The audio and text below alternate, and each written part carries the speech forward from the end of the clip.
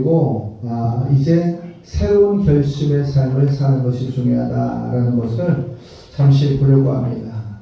이 세상을 살아가는 사람 중에 염려하지 않고 살아가는 사람은 단 한 명도 없을 겁니다. 반드시 염려는 있습니다. 누구든지 크기는 다르지만 염려하고 걱정하는 것은 다 있게 마련입니다. 근데 주님은 우리에게 말씀하십니다. 염려하지 마라.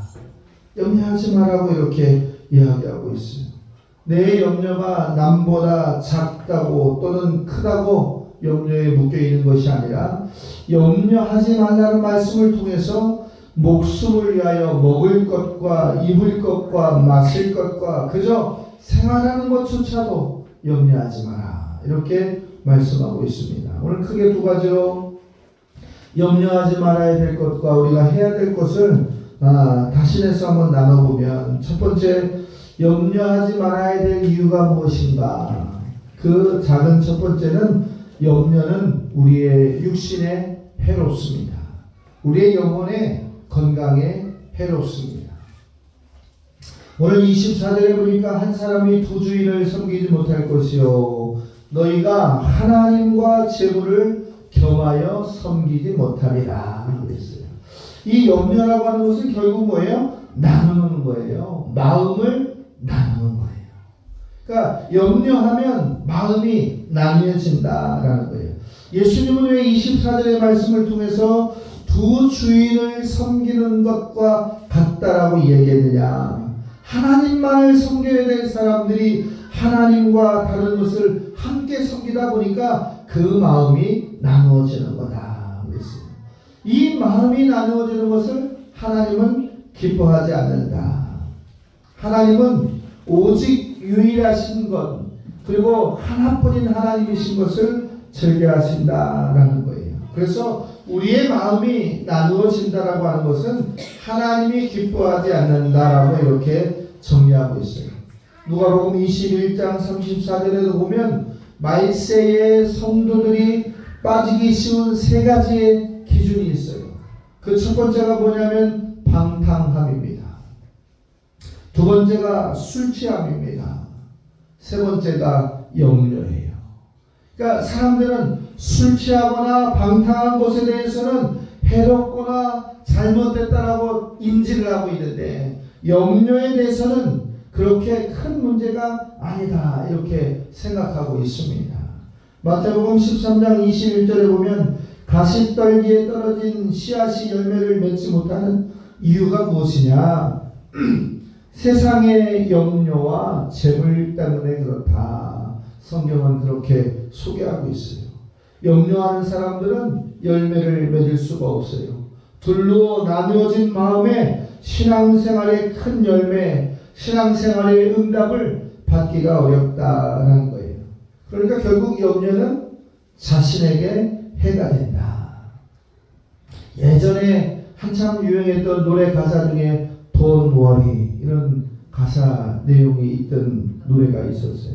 이 걱정한다, 불안해한다. 즉 뭐냐면 이 걱정하고 불안해하는 것은 짐승이 이빨로 자기의 생육을 위해서 상대편의 목을 물고 피를 뽑아내고 그 살점을 뜯어서 먹어야만 되는 그러한 이 뜯어내는 걱정과 같은 것이 우리가 염려다라는 거예요.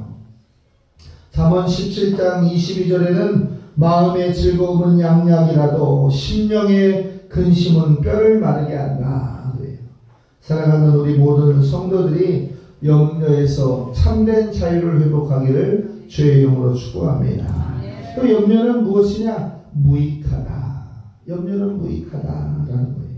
오늘 본문의 말씀 27절을 보니까 세번역으로 보면 이렇습니다. 너희 가운데 누가 걱정한다고 해서 제 수명을 한순간인들 늘 수가 있겠느냐. 예수님이 얘기했어요.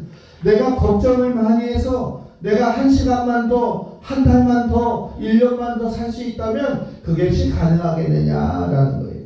주님의 표현이 기가 막히지 않습니까? 안 된다는 것을 이미 이야기하는 거예요. 작은 사람이 내가 크겠다, 큰 자가 내가 작아지겠다 생각과 염려로 되는 것이 아니다라는 거예요. 이 염려라는 것을 현대적으로 좀 보면 쉽게 얘기하면 자동차의 기어를 중립으로 놓고 가속 페달을 밟는 거예요. 운전하시는 분들은 다 알지 않습니까? 중립에다가 놓고 가속 페달을 열심히 밟아보세요. 소리는 납니다. 굉음도 나고 휘발유도 사용되고 그리고 이제 팡팡거리는 소리 나요. 그러나 차는 절대로 움직이지 않는다라는 거예요. 그래서 결국은 염려는 무익하다. 사랑하는 성도 여러분, 염려로부터 다시 한번 자유롭기를 축복합니다. 세 번째는 뭐냐면 염려는 어리석다라는 거예요. 34절의 말씀을 세번역으로 보면 그러므로 내일 일을 걱정하지 말아라. 내일 걱정은 내일 알아서 할 것이다. 한날의 괴로움은 그날로 족하다라는 거예요. 그러니까 잊지도 않은 고민과 걱정과 근심으로 우리의 영혼이 피폐되거나 나뉘어지는 것을 주님은 즐겨하지 않는다라는 거예요. 아서 랭크라고 하는 사람이 조그마한 사업을 하고 있는데 사업이 잘 안 됐던 모양입니다. 그러니까 매일과 같이 걱정하고 불안하고 잠을 못 자고 미래에 대한 소망이 없어서 어떻게 해야 될까 이런 고민을 하다가 그가 이렇게 결정을 합니다. 내가 일주일에 하루만 고민해보자. 그리고 나머지 날은 자유롭게 살아보자. 그래서 그가 정한 날이 수요일이었어요. 염려거리가 있으면 머리에서 생각나는 대로 그 수요일에 개봉하기로 한 염려통에다가 내용을 집어넣었어요. 그리고 생각하지도 않았어요. 수요일이 됐습니다. 그리고 그 염려통에 봉투를 열어보니까 일주일밖에 지나지 않았는데 이미 해결되었거나 아무 해당이 되지도 않거나 문제가 된 것이 거의 없었더라라는 거예요. 실제 심리학에서도 이야기하는 염려는 거의 85% 이상이 쓸데없는 잡생각과 같다라고 정리가 되고 있습니다. 사랑하는 성도 여러분, 신앙인에게 염려는 기도를 멈추게 하고 찬양을 멈추게 하고 예배를 멈추게 하는 악한 것이다라고 우리가 정의하며 떨쳐버릴 수 있기를 주의 이름으로 축복합니다. 사람들은 이 염려에 대해서 얼마나 자유롭지 못하냐면 가불해서 미리 걱정한다. 여러분들 가불이 뭔지 아시죠?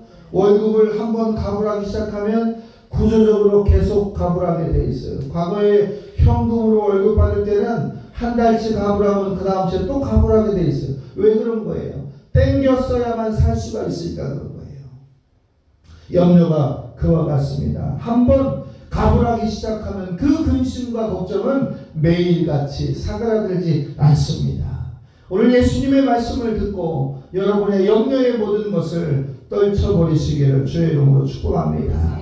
아직 일어나지도 않고 있는 일들을 걱정하지 마십시오. 지금 건강한데 미래에 병들면 어떡하나 두려워하지 마십시오. 지금 힘이 있는데 피곤해지면 내가 어떻게 해야 되느냐. 지금 잘 살고 있는데 내 노후에 대해서 어떻게 이런 두려움을 갖고 살 것인가 궁핍한 생각으로 여러분의 마음을 빼앗기지 않기를 주의 이름으로 부탁을 드립니다. 지극히 성경적인 건 뭐예요? 그날 일은 그날로 족하다. 예수님께서 친히 저와 여러분에게 선포하셨습니다. 그렇기 때문에 우리가 염려할 것이 아니라 두 번째는 뭐냐면 염려 대신에 우리가 그러면 무엇을 해야 될 것인가. 짧은 대지로 네 가지로 보면 첫 번째는 우리의 가치를 알아야 한다라는 거예요. 26절 8절 9절의 말씀이면 새와 백합화를 비유로 들었어요. 새를 보아라. 어떻게 자라는가를 보아라. 꽃을 보아라. 어떻게 자라는 것을 보아라 라는 거예요. 심지도 거두지도 않았고 창고에 모여 놓지도 않았는데 그가 어떻게 살아가고 있는가를 보아라. 성경은요 하나님이 그를 먹이신다라고 정의하고 있습니다. 하나님이 오늘 태워버린 들풀도 생명의 능력을 주신다고 얘기하고 있어요. 길쌈도 이제 수고도 하지 않는다라고 얘기하고 있어요. 그런데 창세기에 보면 우리는 하나님의 섬김대로 형상대로 지음받았다라고 축복된 생명의 우리를 통해서 잉태하였습니다. 그런데 왜 우리가 염려를 해야 합니까? 우리가 왜 우리의 가치를 날마다 들풀처럼 비교하면서 던져버려야 하느냐라는 거예요. 여러분 한 사람 한 사람이 소중한 사람이라는 생각을 반드시 갖고 예수 안에서 나는 귀하고 존중받아야 될 소중한 생명이라는 사실을 기억하시기를 주의 이름으로 축복합니다. 마가복음 5장에도 보면 귀신 들린 사람을 살리기 위해서 예수님이 돼지떼 2,000마리를 동원하게 되는 사건이 소개되고 있어요. 한 사람 귀신 들린 사람 군대 귀신에 들렸던 그를 자유롭게 하기 위해서 돼지 2,000마리가 희생되었습니다. 한 영혼이 돼지 2,000마리가 아니라 2만 마리라 할지라도 주님은 한 생명을 귀하고 복된 존재로 기억하시고 축복하신다라는 거예요. 하물며 믿는 자들에게 생명의 능력, 십자가의 능력, 부활의 능력을 허락하신 저와 여러분에게 우리의 죄값을 대신해서 십자가상에서 피를 흘리시고 율법의 저주에서 속량하셨던 참된 자유의 기준을 허락하셨던 예수님의 우리에게 주신 주님, 그 우리의 생명의 가치, 존중의 가치는 귀하고 복된 사실이라는 것을 기억하면서 여러분들이 행복한 하루하루를 살아가시기를 주의 이름으로 축복합니다. 두 번째는 뭐냐면 우리가 대신 염려해야 될 건 뭐냐? 하나님 아버지를 믿는 것에 우리가 더 염려해야 된다라는 거예요. 32절의 말씀을 보면 이는 다 이방인들이 구하는 것이니라. 너희 하늘 아버지께서 이 모든 것을 너희에게 있어야 할 줄을 아시느니라 그랬어요. 요한복음 14장 10절의 말씀에도 보면 1절의 말씀에도 보면 너희는 마음에 근심하지 마라. 하나님을 믿으니 또 나를 믿으라 그랬어요. 성경은 명쾌하게 얘기하고 있어요. 근심과 걱정을 던져버리고 하나님을 믿으라 그랬어요. 하나님을 알라라고 하지 않았어요. 믿으라라고 했어요. 아는 것을 지식적 한계, 경험의 한계로 묶어놓는다고 할 때 믿는다는 것은 전인적인 하나님 앞의 순종이요 주권에 대한 복종과 함께 참여하는 결단이라는 사실을 우리는 기억해야 합니다. 베드로전서 5장 7절의 말씀에도 보면 너희의 염려를 다 주께 맡겨버리라. 이는 그가 너희를 돌보심이라 그랬어요. 우리의 염려를 주님께 맡기면 하나님 앞에서 우리를 뭐 하신다? 돌아봐 주시고 지켜주신다라는 거예요. 코로나 이후에 우리의 마음이 얼마나 많이 나누어져 있습니까? 코로나 이후에 우리의 경제가 얼마나 많이 나누어져 있습니까? 코로나 이후에 우리의 건강이 얼마나 많이 나누어져 있습니까? 그러나 성경은 말씀하고 있어요. 두려워하지도 말고 걱정하지도 말고 하나님을 믿는 것에 집중하라라는 거예요. 왜냐? 그 하나님이 우리를 돌보아 주시는 하나님이기 때문에 그렇다. 염려를 우리가 아무리 한들 어떠한 문제의 해결 능력을 스스로 해결할 수가 없습니다. 우리의 모든 인생의 문제를 해결하실 분은 전능하신 하나님밖에 없다는 사실을 우리가 이 예배당 밖으로 뛰어나갈 때 확증하고 선포하고 고백하고 그 상대로 살아갈 수 있기를 주의 이름으로 축복합니다. 중국 선교사의 아버지라고 불렸던 허드슨 테일러라는 사람은 이 선교의 영역에 많은 물질도 필요했고 후원자도 많이 필요했어요. 그런데 생각보다 후원비도 들어오지 않고 사람도 돌아온 사람들이 많지 않았습니다. 생각할 때마다 정신적인 분열과 고통과 한숨뿐이었어요. 심지어 신경쇠약에 걸릴 정도로 아무것도 할 수 없을 때 그가 기도 중에 말씀을 보는데 요한복음 15장의 말씀을 보았습니다. 나는 참 포도나무요 너희는 가지다. 이 말씀을 듣고 주님이 포도나무고 나는 그저 달려있는 가지인데 내가 무엇을 걱정한단 말인가. 이 몸통이신 주님이 수분과 양분을 공급해 줄 것인데 가진 내가 왜 걱정하느냐라고 하면서 회개하고 선교사역에 다시 집중할 때 염려와 근심을 해결하시는 주님을 경험했다라는 말씀을 우리가 볼 수가 있습니다. 여러분은 가지일 뿐입니다. 여러분 포도나무의 주인이신 예수님께 모든 것을 맡기는 그러한 저와 여러분 되시기를 주의 이름으로 축복합니다. 또 우리가 가져야 될 고민은 뭐냐? 그의 나라와 그의 의를 구하는 고민이 되어야 합니다. 33절의 말씀에 보면 너희는 먼저 그의 나라와 그의 의를 구하라. 그리하면 이 모든 것을 너희에게 더하시리라. 미국의 석유 회사를 찾아서 큰 부자가 있었던 록펠러라는 사람이 있어요. 1839년부터 1937년까지 약 이제 90세가 넘는 나이를 살았던 사람이에요. 그런데 그 사람이 53살이 됐을 때 자기의 재산을 되돌아보니까 전 세계에서 당시 1890년대 기준으로 전 세계에서 가장 큰 재물이 자기에게 있다는 걸 깨달았어요. 그리고 행복했습니다. 근데 얼마 되지 않아서 알로피셔라고 하는 병에 걸린 진단을 받습니다. 이 진단명이 뭐냐면 머리가 빠지고 눈썹이 빠지고 살이 빠지고 몸이 비짝비짝 말라가면서 아무것도 할 수 없는 무기력한 병의 기준점이었어요. 그래서 그는 생각을 했습니다. 나는 지금 죽어가고 있는데 아무리 돈이 많으면 무슨 생각이 있나. 매일 내가 1시간 이상을 편하게 잠을 못 자는데 밥맛도 없어서 못 사는데 내가 이 돈이 무슨 소용인가. 그 와중에 의사가 진단을 하는데 1년 안에 죽습니다. 사업장을 정리하고 이제 유산을 넘길 사람들에게 찾아서 그 일을 진행하십시오라는 의사의 권고를 듣습니다. 그가 그 시간에 침대에서 일어나서 눈물로 기도할 때 무엇이 보였느냐? 하나님만 보였다. 질병에 대한 두려움, 물질을 잘 관리하겠다는 걱정, 근심을 다 내어놓고 기도하기 시작하면서 그가 은혜를 받았습니다. 참된 그리스도인으로서의 삶을 살겠다고 결정한 첫 번째 열매가 무엇이었냐면 미국에서 가장 높은 교회, 미국에서 가장 아름다운 교회, 대리석 교회였던 교회를 짓는데 뉴욕에 있는 리버사이드 교회예요. 여러분들 인터넷에 검색해서 리버사이드 처치를 한번 쳐보세요. 정말로 캐톨릭의 대형 성당보다도 더 아름답게 예배당을 잘 만들어 놓고 이가 이제 록펠러가 봉헌을 합니다. 그리고 예배당을 먼저 봉헌한 이후에 록펠러 재단을 만들고 거기서 돈이 없어서 치료받지 못하는 사람, 돈이 없어서 학교 가지 못하는 사람, 빈민과 고아들을 구제하기 시작하는데 이게 어떻게 된 일인지 그때부터 록펠러의 삶에 밥맛이 생기기 시작했어요.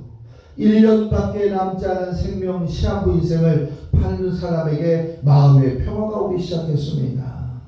그런데 그의 나이 몇 살에 하나님께 부름을 받았느냐? 98세까지였어요. 50세 중반에 이제 당신은 죽습니다라고 진단했던 그가 하나님의 나라와 의를 위해서 많은 사람들에게 공익적 목적에 자기의 물질을 사용하면서 더 많은 사람들을 가르치고 치료하고 먹이는 데 사용하면서 기도하였더니 그가 근심의 병이 사라지고 육신의 질병이 사라지면서 하나님은 록펠러의 인생의 문제를 해결해 주셨다라는 거예요. 마지막으로 우리가 가져야 될 염려는 그래서 기도를 바꾸는 염려다. 염려를 기도로 바꾸는 염려가 우리에게 있어야 한다라는 거예요. 빌립보서 4장 6절 이하에 보면 아무것도 염려하지 말고 오직 모든 일에 기도와 간구로 너희의 구할 것을 감사함으로 하나님께 아뢰라. 그리하면 모든 지각에 뛰어난 하나님의 평강이 그리스도 예수 안에서 너희의 마음과 생각을 지키시리라. 사랑하는 성도 여러분, 우리의 염려를 기도로 바꿉시다. 우리의 근심과 걱정을 기도로 바꿉시다. 그리고 이번 주에 나와 있는 말씀 한 구절 한 구절을 붙잡고 기도하면서 승리하시기를 주의 이름으로 축복합니다. 예수의 마음이 우리 안에 가득 차 있을 때 우리는 반드시 승리한 삶을 살아갈 수가 있습니다. 말씀을 정리하겠습니다. 쥐 종류를 우리가 학문적으로 설치류다 이렇게 얘기해요. 이 설치류들은 땅속이나 땅 위를 밟고만 살아가야 됩니다. 이 높은 곳에 올라가면 쥐는 죽습니다. 그러니까 우리가 이 설치류 같은 것들이 비행기 같은 곳에 타면, 비행기가 계류장에 있을 때는 살지만 비행기가 고도가 3만 피트, 4만 피트로 해서 날아가면 그 자리를 극복하지 못하고 쥐들이 다 자연사고가 난다라는 거예요. 우리는 인생의 생활의 쇳덩어리 같은 문제를 던져버려야 합니다. 높은 곳에 올라가면 올라갈수록 스스로 생명을 유지 못하는 쥐들처럼 염려의 쥐를 잡아버립시다. 영적인 고도, 영적인 높이를 날마다 올립시다. 그리고 그 염려의 쥐가 사망하는 날, 우리가 예수 그리스도의 십자가의 피로 승리하는 날이 된다는 사실을 선포하고 나가기를 주의 이름으로 축복합니다. 그래서 우리 하나님을 모시고 사는 한영제일교회 모든 성도들, 염려 없는 자, 염려에서 해방된 자, 늘 충만한 자, 영적인 생활에 자유로운 자라는 진부를 갖고 그 삶을 통해서 날마다 감사하는 저와 여러분 되시기를 주의 이름으로 축복합니다. 한 주간 동안도 행복하시고 회복하시고 평안하기를 주의 이름으로 축복합니다. 기도하겠습니다. 거룩하신 하나님,